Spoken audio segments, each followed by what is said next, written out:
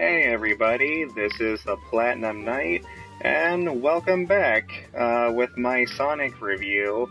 And for this video, I'm going to be discussing spoilers and things that I was not able to talk about in my Sonic review. So, let's get into it. Alright, I'm gonna start with the biggest spoiler, and that is the reveal of Tails. And I honestly was not expecting that, to be honest. Like, I didn't think Tails or any other Sonic character was going to make an appearance, or at least not in this movie. At first, I thought that it was just gonna be Sonic, and Sonic only. And that was actually pretty cool. When, me and my cousin, we were actually almost about to leave the movie theater, and then all of a sudden that scene plays out where Tails comes out, and then me and my cousin were like, oh shit, cool. So, if it's possible for Tails to come out, then that means all the rest of the Sonic characters can exist in this world. And that's good, you know?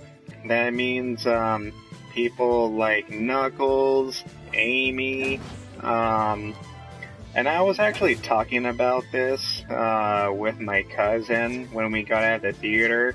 My cousin said, oh, so that means Shadow could be in this, or they can introduce him in the next movie. And I'm just like, nah. They're most likely are not going to introduce Shadow anytime soon because, I mean, let's face it, Shadow is a little bit too big to introduce too soon, you know? Like, at the very most, they're most likely going to introduce, Shadow, maybe in Sonic 3, because, yeah, Shadow's arc is way too big, in of itself, but it's pretty cool how, they showed Tails at the end, and it's pretty cool how, Jim Carrey's, Eggman, he actually looks like Eggman now. But you know, at first I thought that Jim Carrey's Eggman was most likely going to like lose his hair, maybe accidentally or scientifically or fictionally. But no, Jim Carrey, the way he loses his hair is he just shaves it off like completely, you know? And that's okay, you know, that's fine. As for his mustache kind of turns into, his iconic mustache, fictionally. He ended up getting warped to a whole different dimension, so, I guess, the explosion made his mustache go all over the place, I guess. I don't know. But everything is looking pretty good. They set this movie up for a nice potential sequel. It's starting to look like in Sonic 2, Tails is gonna be on his side. Jim Carrey's Eggman, he's most likely gonna come back at full swing. He is pretty much going to be the villain now, is because, I mean, in the beginning of this movie, he kinda like, starts off as the good guy. I don't know, I don't want to say that, he was the good guy because, I mean, because this Eggman thinks he's so smart, you know, he just doesn't like society. He thinks everybody is dumb, And, yeah. But I like how, they made him, into an egotistical maniac. So he's definitely gonna try to, get his revenge. But you know what, though? Another thing that I would really, really like to, comment on, I mean, a lot of people, want to say that, taking constructive criticism, from the Sonic fans is not a good idea, and it's anti-creativity, and it's like, no, because what a lot of people don't seem to understand is, I mean, this is an adaptation, you know? Sonic is an adaptation of something, and, because of that, you know, you have to, understand, because this is based on something, then of course, a lot of people are going to want to, make sure that a certain adaptation is accurate than most things, you know? Like, I don't understand what exactly, is the problem with a fan being passionate. But yeah, I mean, let's be completely honest with ourselves. I mean, the only people that complained about, Paramount actually taking constructive criticism are SJWs, you know? These fucking PC elitists that just... You wanna know why it's usually the SJWs that have a problem with a big-time Hollywood studio taking constructive criticism? It's because they don't like, taking constructive criticism themselves, you know? SJWs are known for always being in denial. They don't like being questioned. They don't like constructive criticism. They don't enjoy admitting that they're wrong, if not at all, to the point where they are even willing to ruin their own lives and reputations just so they wouldn't look like that they're wrong. And because Paramount decided to change the Sonic design, this this made them feel threatened, you know? People that just do not like constructive criticism in general, this was considered a threat to them because they don't want it to go mainstream. They don't want taking constructive criticism to become acceptable, you know? I mean, that's the real reason why they have a problem with changing the Sonic design. I mean, I remember reading an article about the headline saying, okay, Paramount decided to listen to the entitled Sonic fans. Where does this leave artists? And it's like, oh my god. The article made it sound like that artists' rights were becoming illegal, or they were like taking over, and it's like, no dude, that's not what happened. Okay, the only thing people ever said was, you know what, it just doesn't look good. You know, I mean, Sonic's original movie design looked hideous. It looked like a mutated space alien. You know? But you know what? Another thing that really bothers me is I can't believe, is there really any person out there that legitimately thought that looked good? You know? Like, and you know, even the people that defended the original Sonic movie design, even you wanna know what I've noticed? Even they have never ever even said that, it looked good to them, you know? And even just by them trying to defend it, they still didn't say it looked great. I mean, how can you... If I were to put a bar of gold and a piece of shit on the same screen, like, how can you say that this piece of shit is better than this shiny bar of gold? You know? I just don't get it. Paramount made the Sonic movie much better with its new design, and they actually had a problem with it. I mean, how ridiculous, you know? How ridiculous is that? But you know what? Okay, I get it, alright? Obviously, big Hollywood, movie studios shouldn't listen to their audience all the time. And I do understand why some people would feel, different about having their audience and fan base take over their creative vision, okay? I mean, I get that.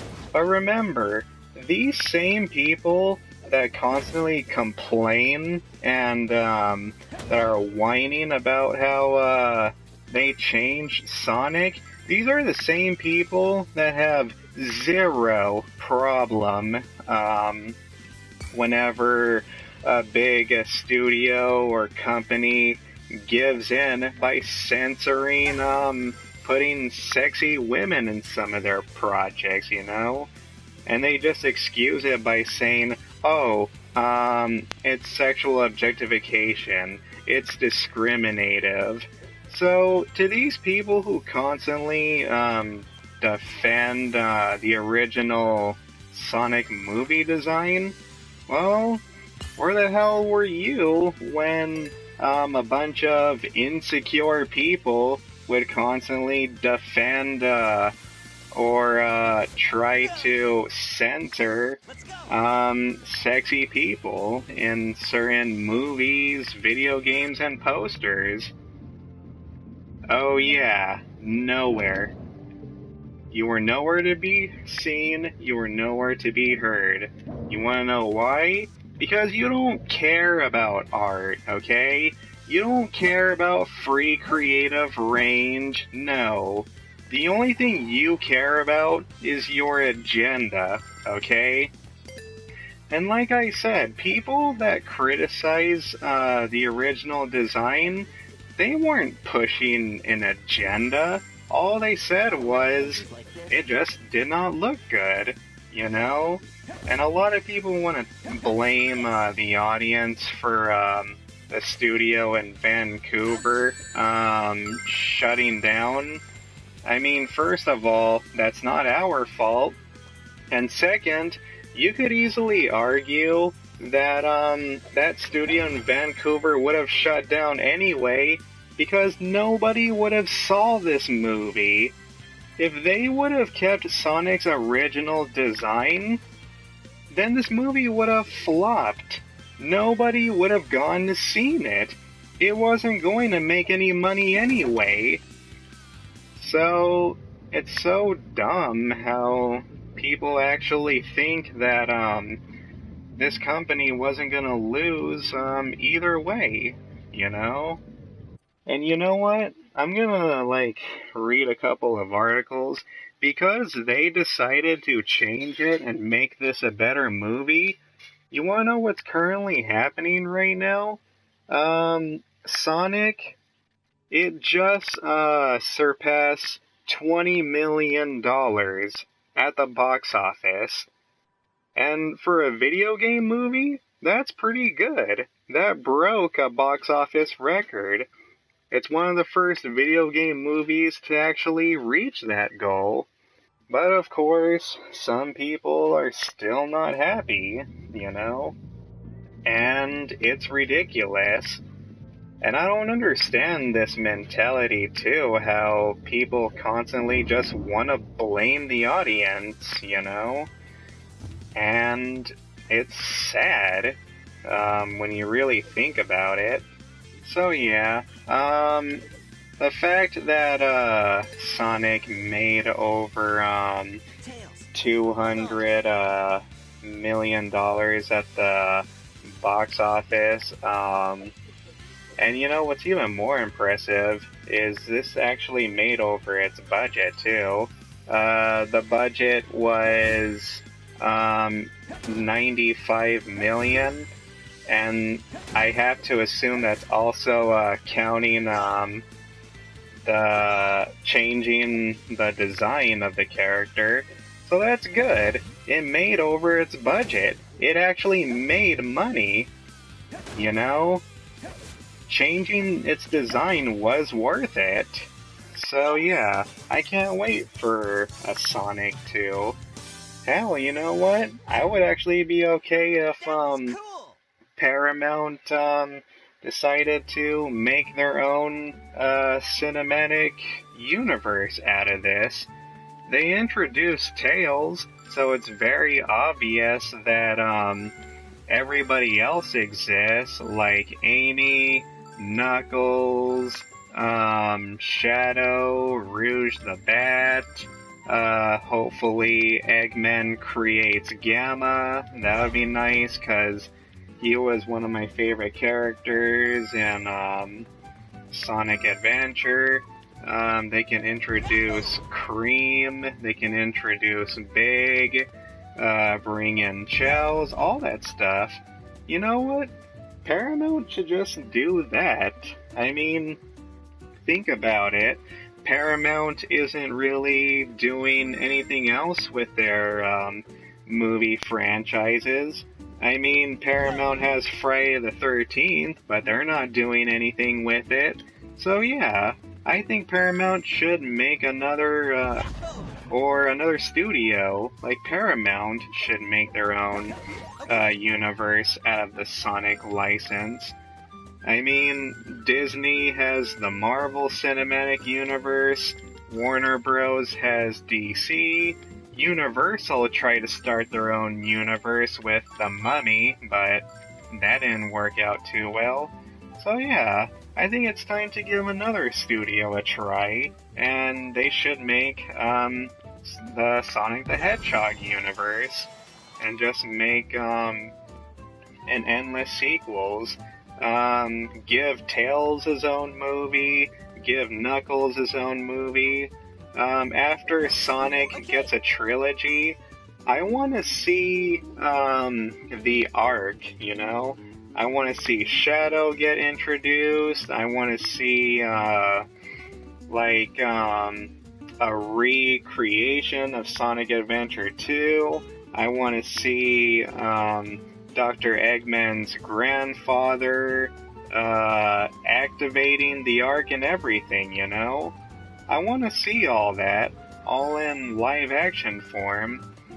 So this is good, you know? The fact that the Sonic movie is very successful, I would like to see a whole franchise and a series out of this. And a lot of people are saying they should also make other video game movies too. Nintendo should start investing in making their own live action adaptations, you know? I want to see a live action adaptation of Zelda or Metroid, you know? I mean, that would be so cool. I mean, I believe it's possible to make a good live action adaptation of anything, as long as you try, you know? And when it comes to the Sonic the Hedgehog movie, you can tell that they put a lot of passion into it. So I think that this is a very good step in the right direction. One more thing that I would like to add to my Sonic review is I'm really sick and tired of Hollywood trying to always accuse their fans or audience of being bad people. When it came to Star Wars The Last Jedi, a lot of people wanted to call anybody who didn't like The Last Jedi just horrible, awful people, that they're sexist, they're misogynist, they're racist, and all of these horrible, terrible things. And it's not just The Last Jedi. I mean, this almost happens with any movie nowadays, especially woke movies. And you know, I don't like this idea how disrespecting your fans and your core audience is acceptable, you know? Because you see, it used to be back in the old days, if you disrespected your audience or if you talked shit about your fans, like Paul Feig, literally calling the Ghostbusters fans a bunch of assholes when he was making Ghostbusters 2016. That would have been crazy to do back in the early 20th century, you know? But now it's become like so acceptable lately, and it's like, why? And you see, this is the reason why I wanted to support the Sonic movie, you know? Because Paramount and the Sonic movie is a prime example of respecting the fans, you know? They respect their audience, they respect their fans, and because they took constructive criticism from their fans, they made the movie better, and it made the audience more pleased, you know?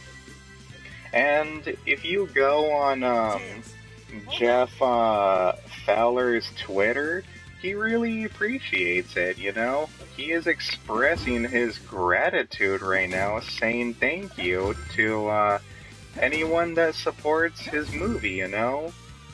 Like the way it should be. That's the way it always should have been.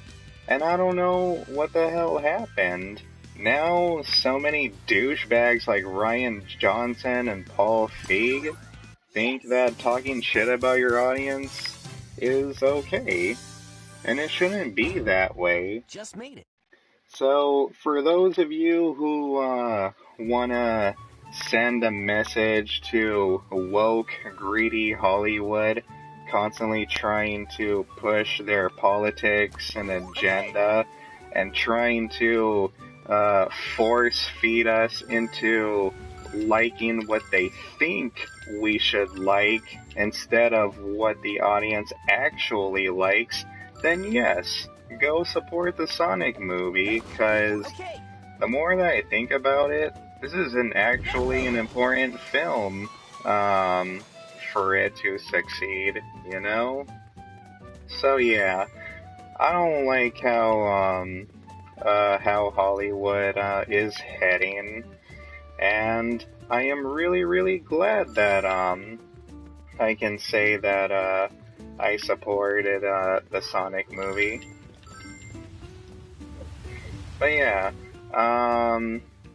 support this movie, guys. Only if you want to, okay? If not, then that's also fine. But support this movie, especially if you're a huge Sonic fan. Alright, everybody, that's it for this spoiler discussion review. Thank you for watching. Make sure you like and subscribe, and peace out, everybody.